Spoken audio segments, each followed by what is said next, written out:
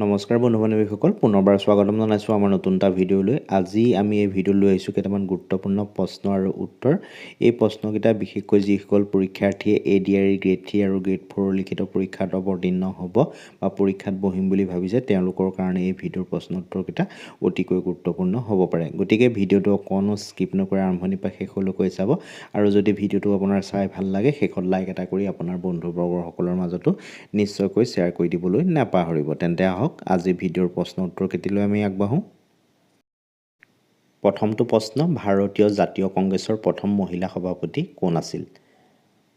বন্ধু-বান্ধৱীসকল সময়ৰ প্ৰতি লক্ষ্য ৰাখি আমি মাত্ৰ প্ৰশ্ন আৰু উত্তৰটোহে আপোনালোকৰ মাজলৈ আগবঢ়াবলৈ চেষ্টা কৰিম। ঠিক আছে, ইয়াত সোধা হৈছে ভাৰতীয় জাতীয় কংগ্ৰেছৰ প্ৰথম মহিলা সভাপতি কোন আছিল?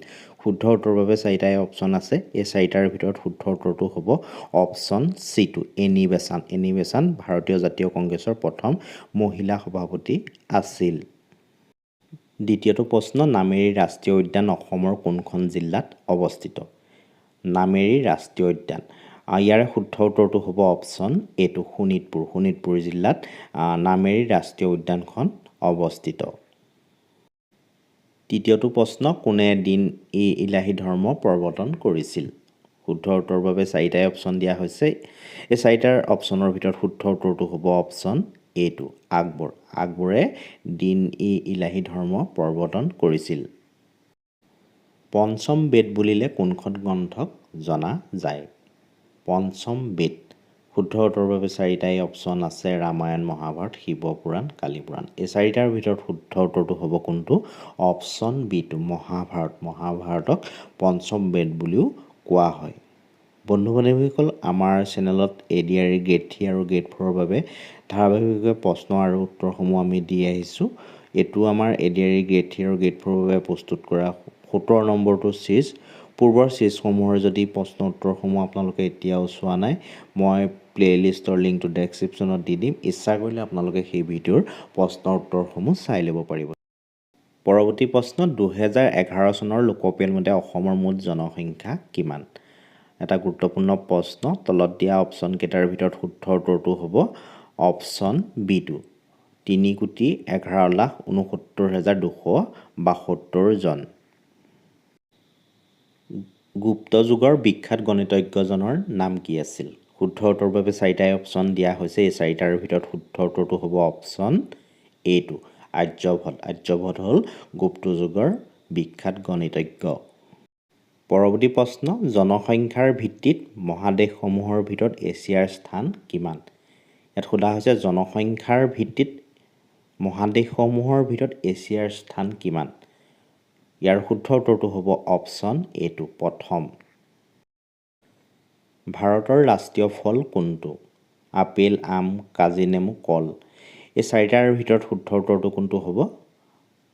শুদ্ধ উত্তৰটো হ'ব অপশ্যন বিটো, আম। আম হ'ল ভাৰতৰ ৰাষ্ট্ৰীয় ফল।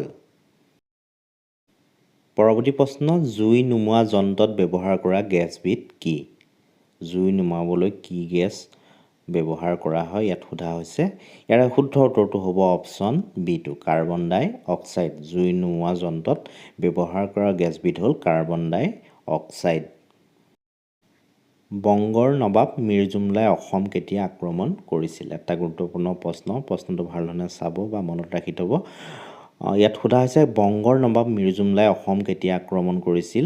চাৰিটাই অপশ্যন দিয়া হৈছে। এই চাৰিটাৰ ভিতৰত শুদ্ধ উত্তৰটো হ'ব অপশ্যন বিটো, 1662 খ্ৰীষ্টাব্দত মীৰ জুমলাই অসম আক্ৰমণ কৰিছিল।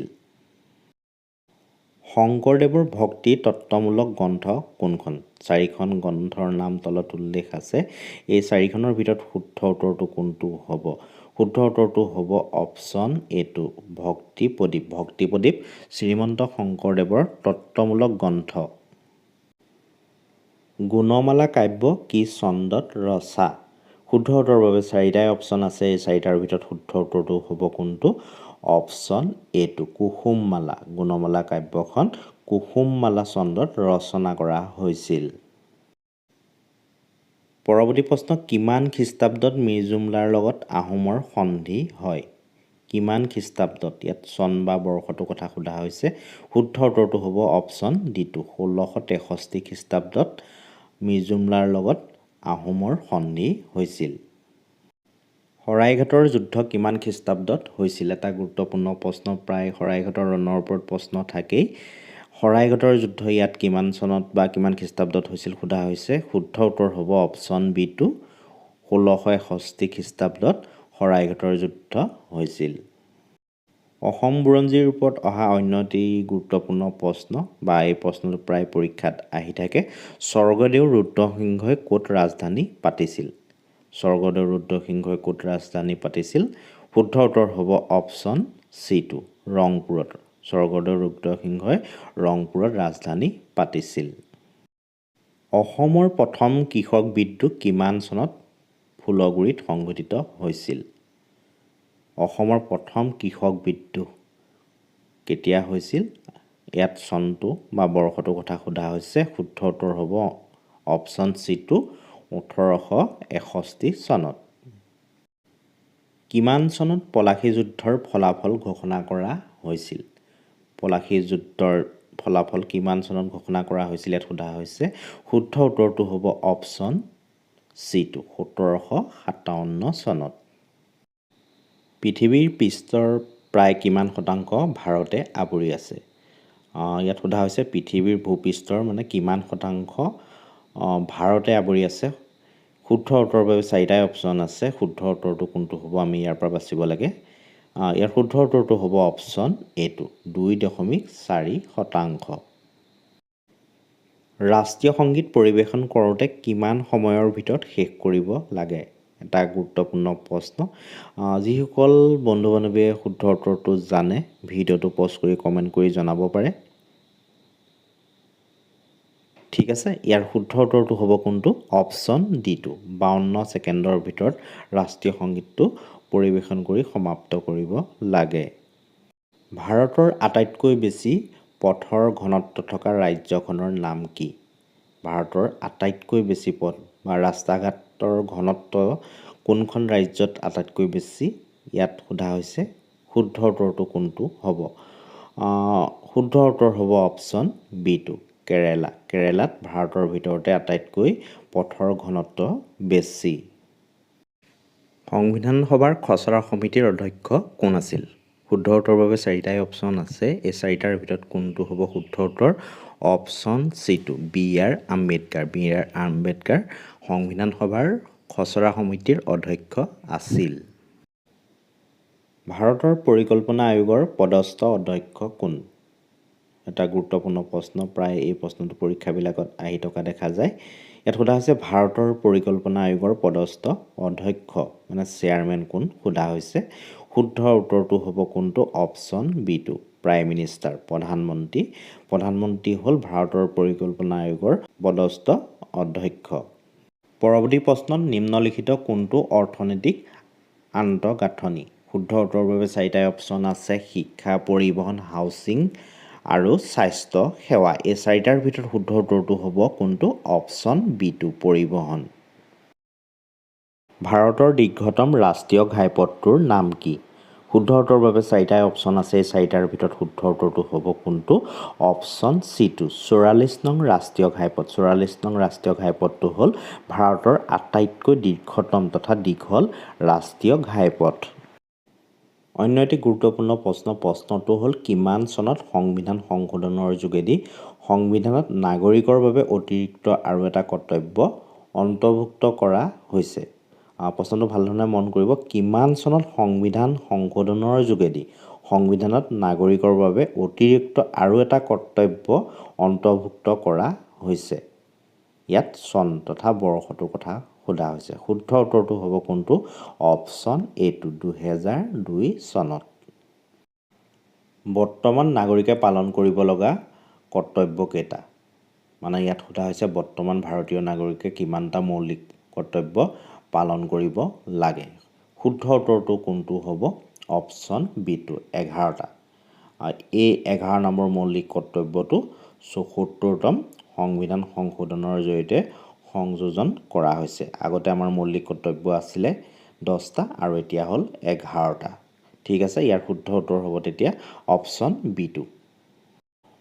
অসমত ব্ৰহ্মপুত্ৰ নৈৰ উত্তৰৰ পৰা কিমানখন সৰু বৰ উপনৈ আছে অসমৰ নদীসমূহৰ ওপৰতো প্ৰশ্ন থাকে বা পৰীক্ষাত প্ৰশ্ন আহে তেনে এটি গুৰুত্বপূৰ্ণ প্ৰশ্নই হয় অসমত ব্ৰহ্মপুত্ৰ নৈৰ উত্তৰৰ পৰা কিমানখন সৰু বৰ উপনৈ আছে শুদ্ধ উত্তৰটো হ'ব কোনটো অপশ্যন চিটো 57খন বাংলাদেশত ব্ৰহ্মপুত্ৰৰ দৈৰ্ঘ্য কিমান শুদ্ধ উত্তৰৰ বাবে চাৰিটাই অপশ্যন আছে এই চাৰিটা অপশ্যনৰ ভিতৰত শুদ্ধ উত্তৰটো কোনটো হ'ব অপশ্যন বিটো হ'ব শুদ্ধ উত্তৰ 450 কিলোমিটাৰ ভাৰতবৰ্ষত প্ৰথম বেংক কিমান চনত স্থাপন কৰা হৈছিল ভাৰতবৰ্ষত প্ৰথম বেংক কিমান চনত স্থাপন কৰা হৈছিল শুদ্ধ উত্তৰটো হ'ব অপশ্যন চিটো 1770 চনত ভাৰতবৰ্ষত প্ৰথম বেংক স্থাপন কৰা হৈছিল ৰিজাৰ্ভ বেংক অফ ইণ্ডিয়া এই বেংকটো কিমান চনত স্থাপিত হৈছিল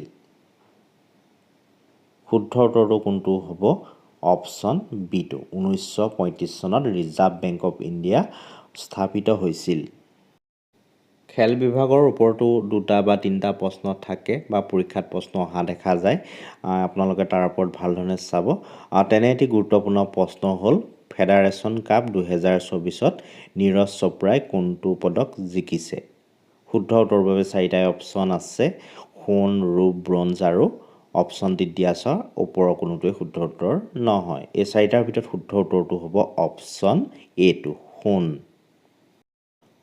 বৰদলৈ ট্ৰফি টুৰ্ণামেণ্ট কোনটো বছৰত আৰম্ভ হৈছিল বৰদলৈ ট্ৰফি টুৰ্ণামেণ্ট কোনটো বৰ্ষত আৰম্ভ হৈছিল সোধা হৈছে শুদ্ধ উত্তৰৰ বাবে চাৰিটাই অপশ্যন আছে এই চাৰিটাৰ ভিতৰত শুদ্ধ উত্তৰটো হ'ব অপশ্যন এটো 1952 চনত বৰদলৈ ট্ৰফি টুৰ্ণামেণ্ট আৰম্ভ কৰা হৈছিল বন্ধু বান্ধৱীসকল আজিৰ প্ৰশ্ন উত্তৰ শিতানৰ অন্তিম তথা শেষৰটো প্ৰশ্ন নিম্নলিখিত কোনবিধ খেলৰ সৈতে অসমৰ জয়ন্ত তালুকদাৰ জড়িত আমি সকলোৱে জানো জয়ন্ত তালুকদাৰ এজন ক্ৰীড়াবিদ অসমৰ আৰু এই ক্ৰীড়াবিদজন তলত উল্লেখ কৰা কোনটো ক্ৰীড়াৰ সৈতে জড়িত ইয়াত দিয়া আছে আৰ্চাৰী সুইমিং ৰেছলিং আৰু শ্বুটিং এই চাৰিটাৰ অপশ্যনৰ ভিতৰত কোনটো শুদ্ধ উত্তৰ হয় আপোনালোকে কমেণ্ট কৰি জনাবচোন ঠিক আছে আজিৰ প্ৰশ্ন উত্তৰ শিতানৰ প্ৰশ্নকেইটা ইমানেই আছিলে যদি ভিডিঅ'টোৰ প্ৰশ্নকেইটা আপোনালোকে চাই ভাল পালে নিশ্চয়কৈ এটা লাইক কৰিব